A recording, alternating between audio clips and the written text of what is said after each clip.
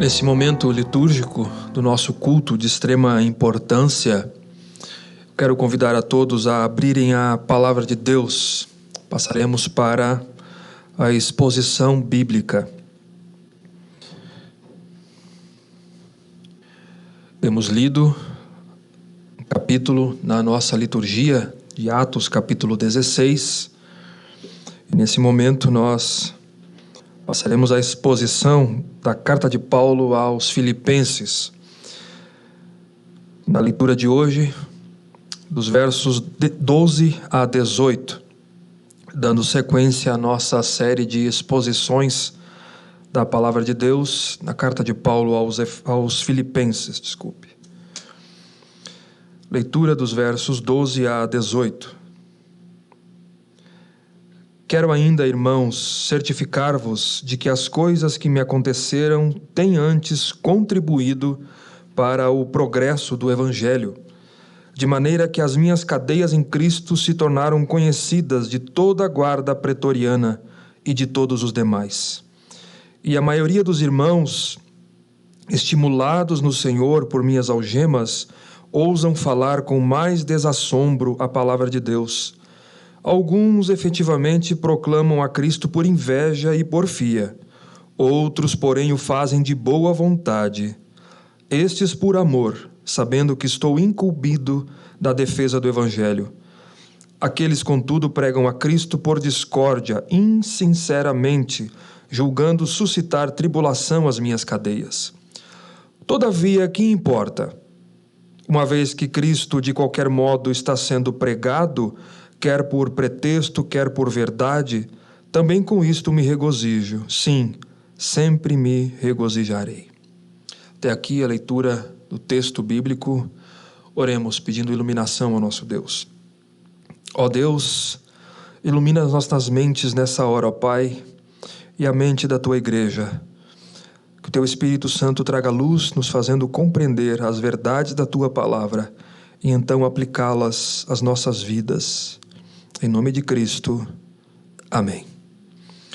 Queridos, nas exposições anteriores, nós estudamos que Paulo escreveu essa epístola da sua prisão em Roma, da sua primeira prisão em Roma, do ano 60 ao ano 62. Ele escreveu à igreja de Filipos, cidade da Macedônia, plantada por ele em sua segunda viagem missionária, que nós lemos hoje na liturgia. E esta é uma das cartas da prisão do apóstolo Paulo, escrita pelo apóstolo 10 anos, mais ou menos, depois da fundação da igreja de Filipos. Paulo, na prisão, havia chegado ao seu conhecimento, ao conhecimento da igreja de Filipos, da prisão do seu apóstolo. E a igreja quis enviar, então, ajuda ao seu pastor. A igreja envia Epafrodito, que possivelmente era um dos presbíteros líderes da igreja, nessa prisão domiciliar em que Paulo se encontrava em Roma. E na sua visita, ele traz uma oferta a Paulo, da igreja de Filipos, uma oferta financeira, que ajudaria o apóstolo Paulo, e ele traz também uma série de notificações e notícias da situação em que a igreja, 10 anos após a fundação do apóstolo Paulo, se encontrava. E Epafrodito fica com Paulo em Roma, ministrando com ele, e quando ele melhora da sua doença, então o apóstolo Paulo envia ele de volta com esta carta à igreja de Filipos. E Paulo escreve com alguns objetivos. Primeiro, Paulo queria dar notícias à igreja da sua situação, daqueles irmãos que estavam preocupados tanto com ele quanto com a sua prisão. Segundo, Paulo quer agradecer à igreja pela oferta amorosa e generosa que ele havia recebido da igreja através de Epafrodito. E terceiro, Paulo quer orientar a igreja, ele quer instruir, exortar os filipenses a respeito de diversos assuntos dos quais ele havia recebido notícia do próprio Epafrodito. Na semana passada, nós vemos aqui que Paulo, ele dava graças a Deus pela vida da igreja. Ele diz: eu dou graças a Deus sempre que eu me recordo de vocês, do tempo que eu havia passado com vocês aí. Isso traz lembranças muito boas à minha mente. Eu agradeço a Deus pela vida de vocês, sempre que eu me recordo. Então Paulo suplica pela igreja. Ele ora pelos irmãos, constantemente, com alegria, dando graças a Deus e com gratidão no seu coração. E Paulo agradecia à igreja pela cooperação deles no Evangelho. Desde o primeiro dia até agora, a igreja de Filipos assistia o apóstolo Paulo. Ela era a única igreja que fazia isso sistematicamente e continuamente. E Paulo então manifesta sua segurança da obra que Deus havia realizado na vida deles. Paulo está seguro da salvação deles, e Paulo diz que desde que ele esteve lá, daquela obra, Deus havia iniciado uma obra na vida deles, e que essa obra que Deus havia realizado na vida dos filipenses, desde que ele estava lá anos atrás, Deus haveria de completar essa obra até o fim. Deus regenerou, é Ele quem guarda e completa esta obra. E era justo que ele pensasse assim, dos irmãos, porque todos haviam sido participantes da graça com ele, seja nas algemas, seja na defesa ou na confirmação do Evangelho. E Paulo ora pelos filipenses, dos versos 9 a 11.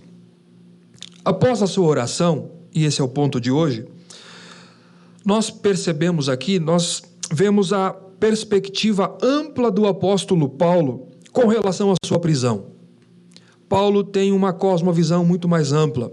Ele enxerga a sua prisão de uma perspectiva diferente da situação que talvez muitos haveriam de enxergar.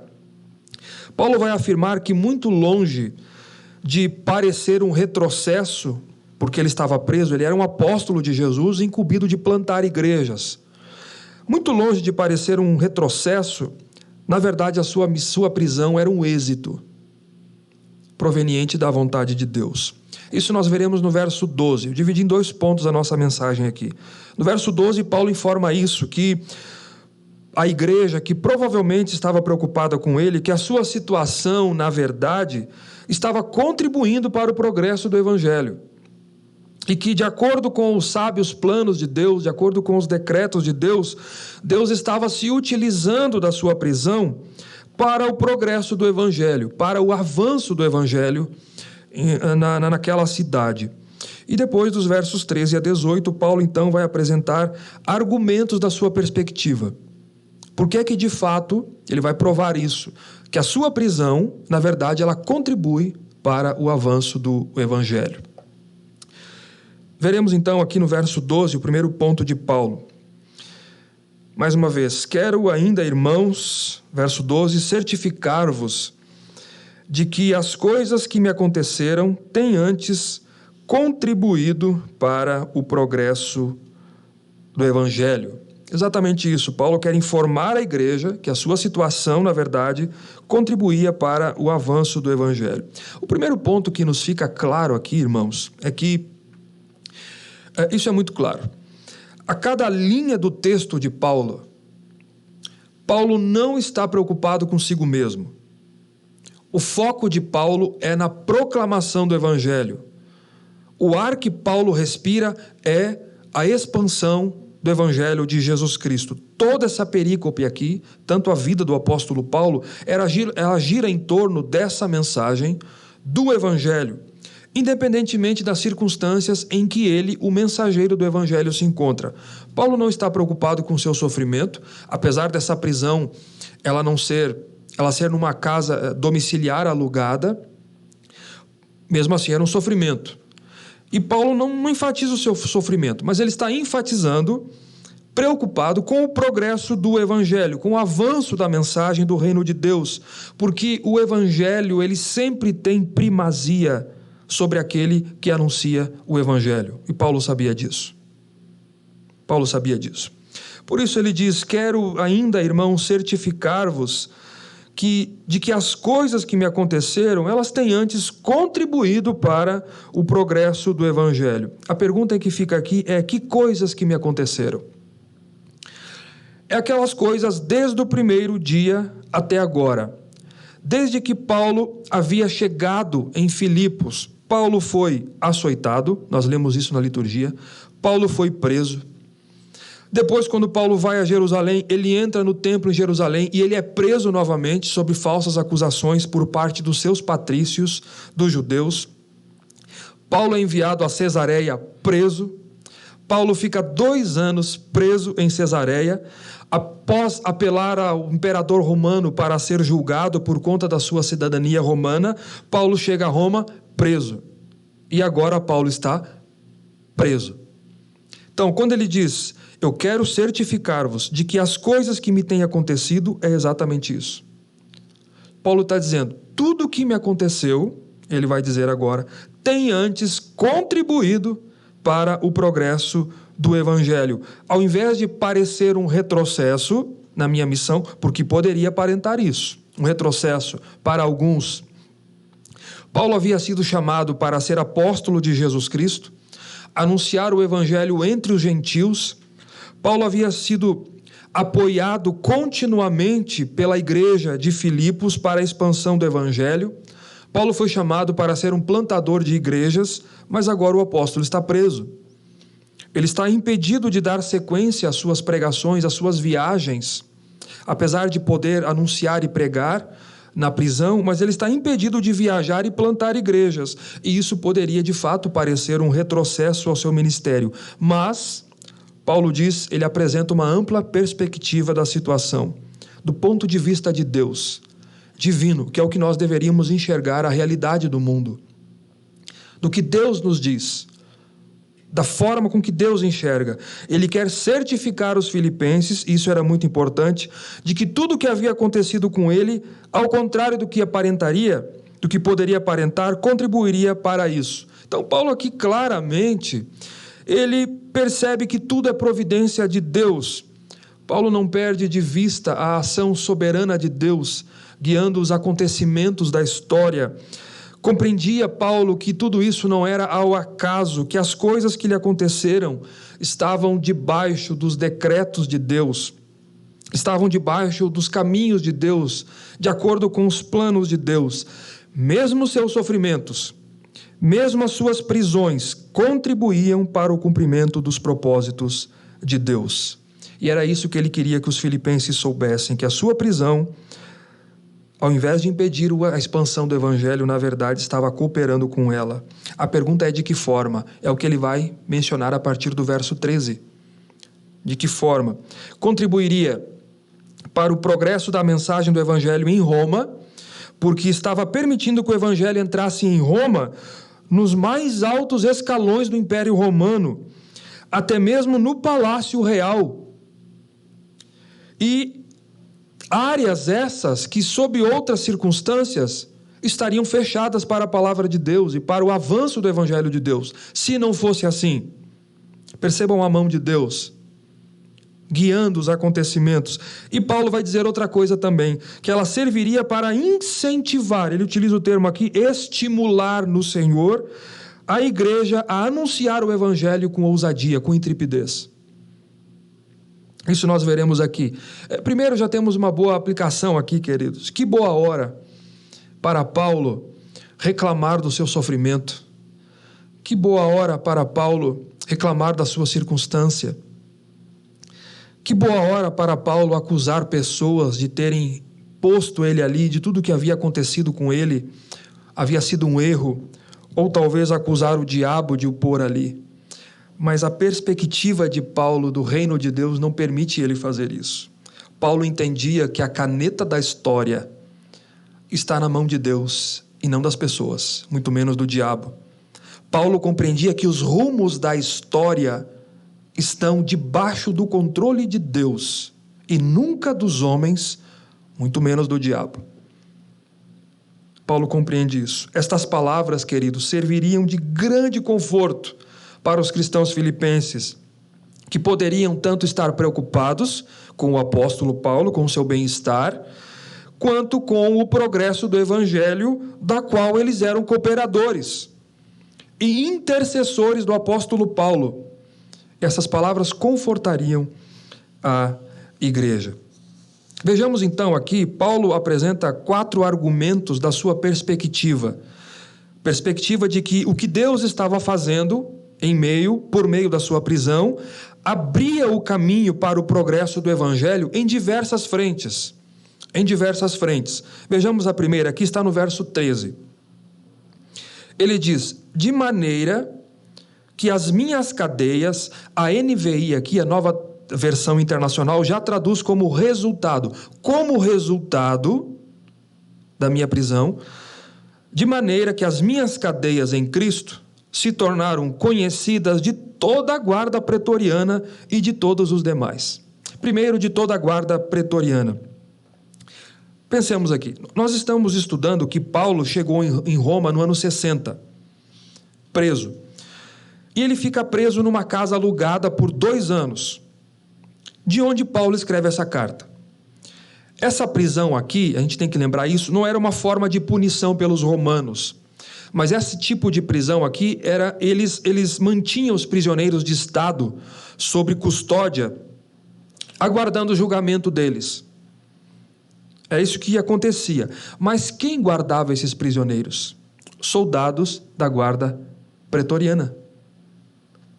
Eram soldados da guarda pretoriana. Quem era essa guarda pretoriana? A guarda pretoriana era a guarda de elite do imperador romano. A guarda pretoriana era a guarda imperial de Roma. Era uma guarda de milhares de soldados de elite altamente treinados pelo imperador, pelo Império Romano, cujo quartel-general ficava em Roma. Essa era a guarda pretoriana, era a guarda do palácio do imperador. Todos os dias, por 2 anos, Paulo era preso por um soldado dessa guarda por algema, que se revezavam em turnos, provavelmente de 6 horas, para vigiá-lo. Todos os dias, então, 4 soldados, revezando, vigiavam Paulo, algemado por ele, por 2 anos. Qual é a conclusão que nós chegamos? Uma vez que tinham de revezar, uma vez que tinham que vigiar o apóstolo Paulo e permaneciam, tecnicamente, presos a ele, algemados a ele, eles não tinham outra opção senão ouvir o evangelho que Paulo pregava e anunciava. Porque Paulo tinha liberdade para isso. O último capítulo do livro de Atos, capítulo 28, e os últimos 2 versos, 30 e 31, diz isso. Paulo ficou preso 2 anos lá, ele poderia receber visitas, todos aqueles que o procuravam, e sem impedimento algum anunciar o reino de Deus. Mas ele estava ao lado de um soldado, sempre. Então, se o tempo de troca de turnos eram de 6 horas, Paulo teve a oportunidade de, por 2 anos, fazer algo que, sob circunstâncias naturais, jamais teria acontecido: falar do evangelho diariamente na presença de 4 soldados do mais alto escalão de Roma, da guarda de elite do imperador, da guarda de elite imperial do imperador. A prisão de Paulo abriu caminho para evangelizar os mais altos escalões do Império Romano. Por isso que Paulo diz, ela tem contribuído para o progresso do evangelho. Segundo argumento de Paulo, de todos os demais, está aí no verso 13 ainda, não só da guarda pretoriana, mas de todos os demais. Todos os demais são todos aqueles que viajavam, que viajavam e visitavam Paulo, como aqueles demais que viviam no pretório, pessoas ligadas ao palácio real, provavelmente não a família real, mas aqueles ligados ao palácio de César, servos do palácio, oficiais do palácio, outros soldados. Isso, leiam depois, Atos capítulo 28, a partir do verso 23 diz isso. Muitos iam visitar Paulo e Paulo anunciava o reino de Deus ali. Aliás, rapidamente, capítulo 4, verso 22, no último capítulo, Paulo menciona isso. Sutilmente, verso 22, o penúltimo verso da carta. Todos os santos vos saúdam, especialmente os da casa de César. Pessoal ligado ao palácio. E todos sabiam aqui, todos estes, guarda pretoriana, todos os demais, sabiam que, mesmo membros do palácio real, até mesmo da família, que a causa da prisão de Paulo não era por delito. Paulo não tinha cometido delitos. Mas eles sabiam que ele estava preso por causa da pregação de Cristo e Cristo crucificado. Eles sabiam disso. Eu li um teólogo aqui que, para mim, ele resumiu isso da melhor forma. Ele diz o seguinte: Paulo ficou 2 anos impedidos de sair para pregar ao mundo. Pois bem, Deus trouxe o mundo a Paulo. Deus trouxe o mundo a Paulo. Queridos, aqui nós vemos a soberania de Deus no progresso do Evangelho. Nós temos que lembrar e pensar nisso em todas as circunstâncias. Deus é o Rei e o reino é dele. Ninguém pode parar o avanço do Evangelho no tempo do Evangelho. Tudo contribui para a glória de Deus. Isso deveria confortar os cristãos de Filipos. O terceiro argumento dele está no verso 14. Sua prisão, ela serviria para impulsionar, ele utiliza o termo aqui, estimular, na versão que nós utilizamos, que é ao meio da revista e atualizada,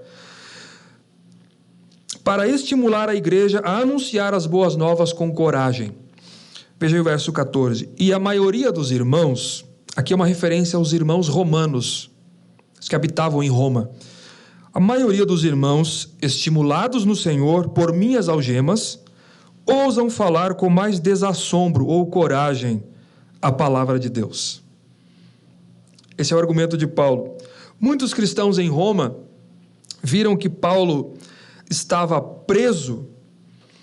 Ao invés de causar tremor, ao invés de causar paralisia, porque às vezes o medo pode paralisar, eles foram estimulados por Deus a pregar o Evangelho com mais ousadia e com mais intrepidez.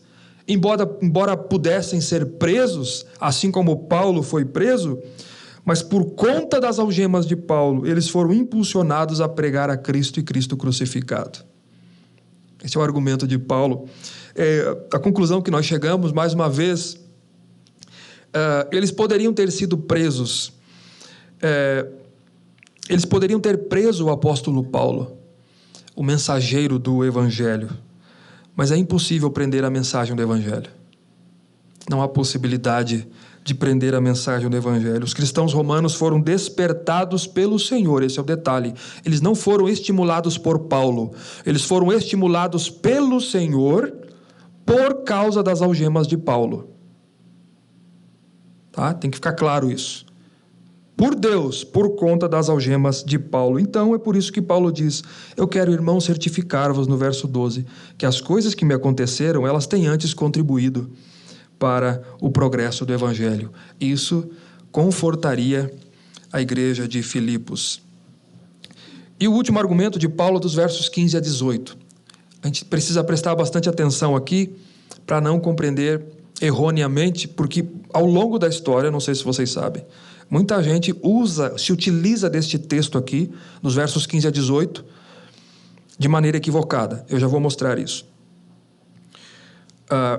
Versos 15 a 18, Paulo vai tratar aqui, então, ele disse no verso 14, que muitos irmãos, ele está tratando com cristãos aqui, e não com não crente. Primeiro ponto. Muitos irmãos foram estimulados a pregarem o Evangelho. Aí, verso 15. Alguns desses irmãos, tá? Então, o que ele vai mencionar aqui? A motivação daqueles que anunciam o Evangelho, que foram estimulados a pregar o Evangelho. Ele vai falar de duas motivações. Uns pregam com boas motivações e outros pregam com ruins motivações equivocadas. Mas que no final, diz o apóstolo Paulo, de uma forma ou de outra, o nome de Cristo estava sendo propagado e é por isso ele se alegrava. Por causa da mensagem que estava sendo anunciada. Vejamos aí, verso 15. Alguns, efetivamente, proclamam a Cristo por inveja e porfia. Outros, porém, fazem de boa vontade. Então, percebam aqui. Todos proclamam a Cristo. Não há herege aqui. Não há falsa doutrina. A mensagem é de Cristo. E o método é a pregação do Evangelho. Não tem outro método. É a pregação do Evangelho de Cristo. Alguns entre os cristãos romanos faziam isso. O ponto é, uns desses pregavam por inveja e porfia. Eles conheciam a Cristo, conheciam a doutrina, mas as motivações eram erradas. Ao que parece aqui, no que pese as motivações deles, eles tinham ciúme e inveja de Paulo e do ministério de Paulo.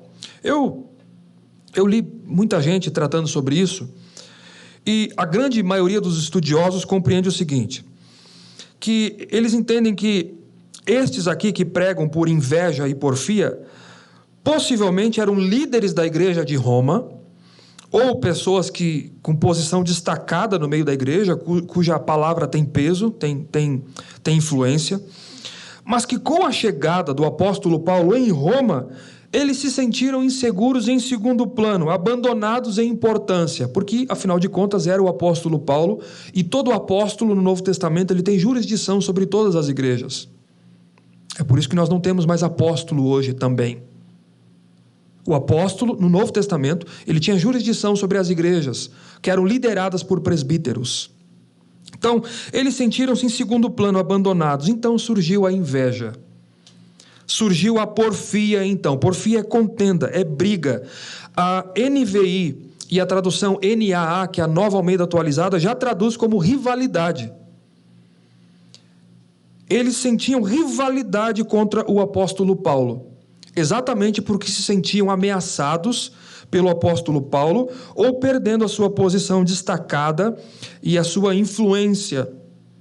Eles pregavam assim, por inveja e por rivalidade ao apóstolo Paulo.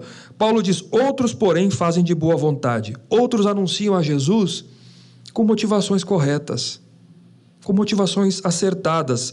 Verso 16, estes que anunciam com boa vontade, Paulo diz, eles fazem por amor, sabendo que eu estou incumbido da defesa do evangelho.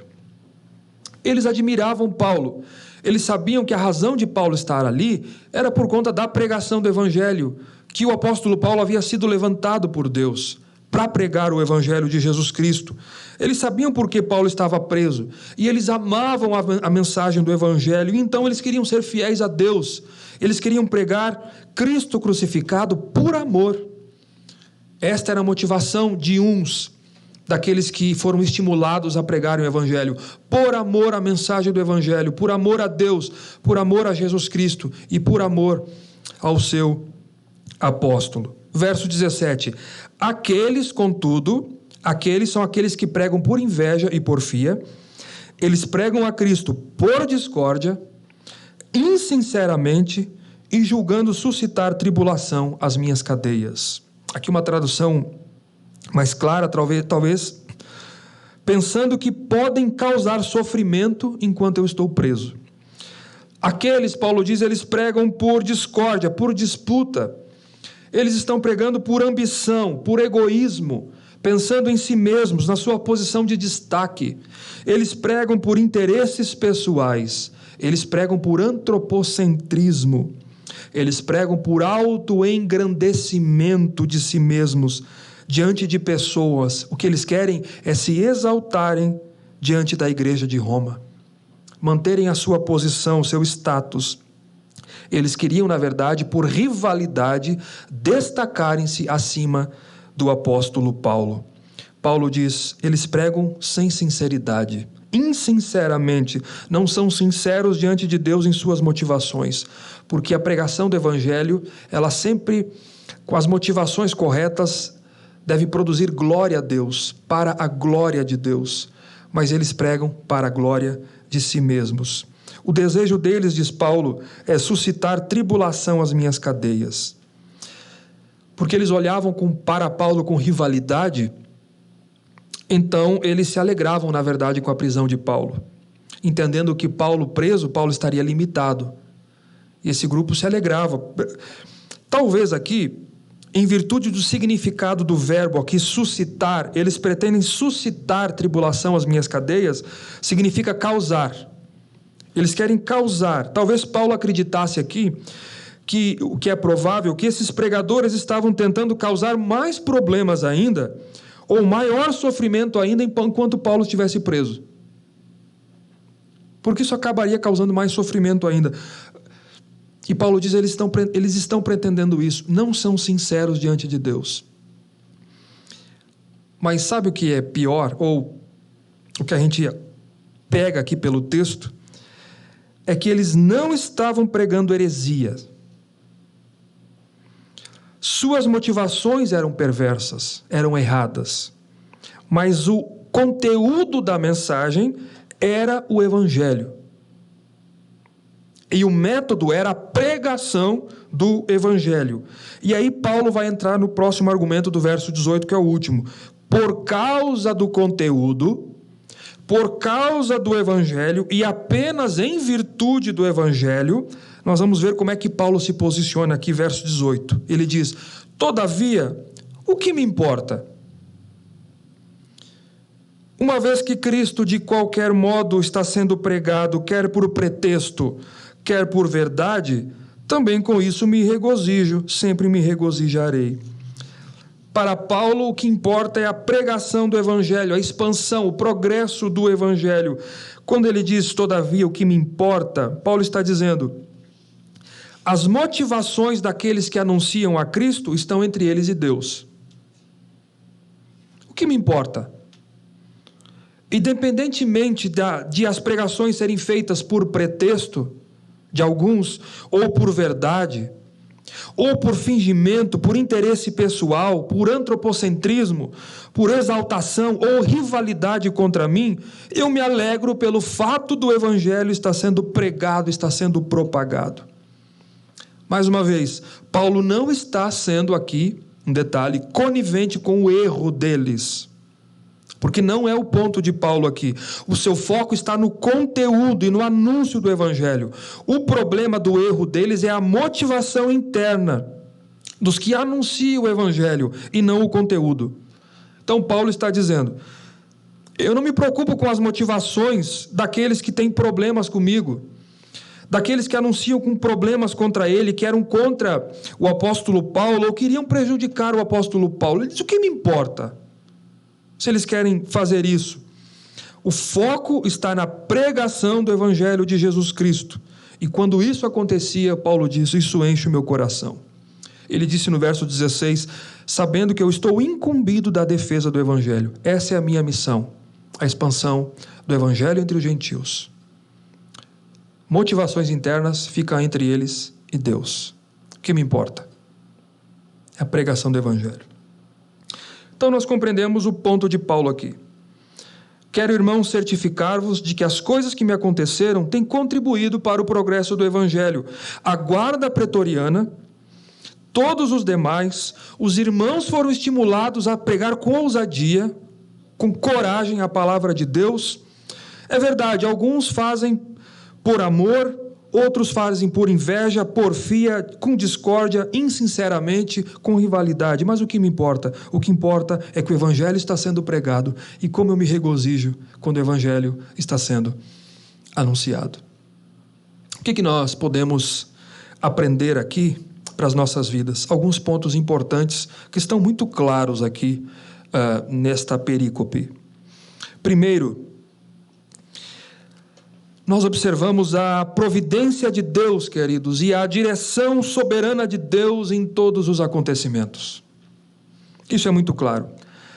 Todas aquelas coisas que aconteceram com Paulo, que ele diz no verso 12, estavam debaixo dos desígnios de Deus, estavam caminhando de acordo com os planos de Deus. Mesmo os sofrimentos de Paulo e as prisões de Paulo estavam contribuindo para que o propósito de Deus se concretizasse, o progresso do Evangelho. Esse era o método de Deus, e Paulo compreendeu isso. Estava de acordo com o plano de Deus. Muitos haviam sido salvos e ouviram, ao menos, a pregação do Evangelho de Paulo. Irmãos, por mais que nós não compreendamos o que nos acontece muitas vezes, por mais que nós não compreendamos os acontecimentos que nos cercam nesse mundo, por mais que não tenhamos as respostas momentâneas para tudo aquilo que nos acontece, dos caminhos de Deus, o que Deus nos chama a fazer é confiar no Deus que tem os rumos da história nas suas mãos e que Ele executa isso sabiamente, de acordo com seus propósitos, para o louvor da sua glória. Tenha uma perspectiva mais ampla da situação que nos circuncida. Enxergue de maneira maior, mais ampla. Você e eu podemos não compreender, mas tudo coopera para o nosso bem, daqueles que amam a Deus, daqueles que foram chamados pelo decreto de Deus e para o progresso do Evangelho nesse mundo, no tempo do Evangelho.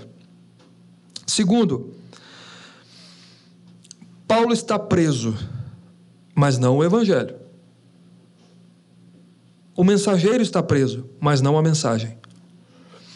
Podem prender o pregador, mas não podem prender o evangelho. Ninguém pode parar o progresso do evangelho no tempo do evangelho. Deus vai trazer fim ao tempo do evangelho, mas vem por Deus. Não é uma prisão. Por isso, pregue o evangelho. Anuncie o evangelho, proclamem o evangelho. Com coragem, com intrepidez, sabendo que ninguém pode parar o avanço do evangelho. Podem até por um motivo ou outro parar você, mas logo Deus levanta outro. Logo outros são estimulados a pregarem o evangelho. Por isso expõe a palavra de Deus, porque este é o método de Deus para salvar pecadores, por meio da pregação do evangelho. Este é o método de Deus. Terceiro, este evangelho, ele tem primazia. Paulo deixa claro que o que mais importa para ele é a pregação, é o anúncio do evangelho. O evangelho é a sua vida, o evangelho é o ar que ele respira. Toda a passagem, como eu disse, gira em torno da mensagem do evangelho de Cristo, independentemente dos personagens ou das circunstâncias em que eles se encontram. E eu gostaria que nós atentássemos para isso. A primazia do reino de Deus, do evangelho do reino de Deus. O que mais importa na nossa vida? Constantemente precisamos fazer essa pergunta. Quais são as ênfases da nossa vida? Porque tudo isso redundará em prática. As suas motivações, aquilo que tem primazia na sua vida, redundará em prática. Não é possível desassociar isso. Primazia do evangelho. Quarto, as nossas motivações.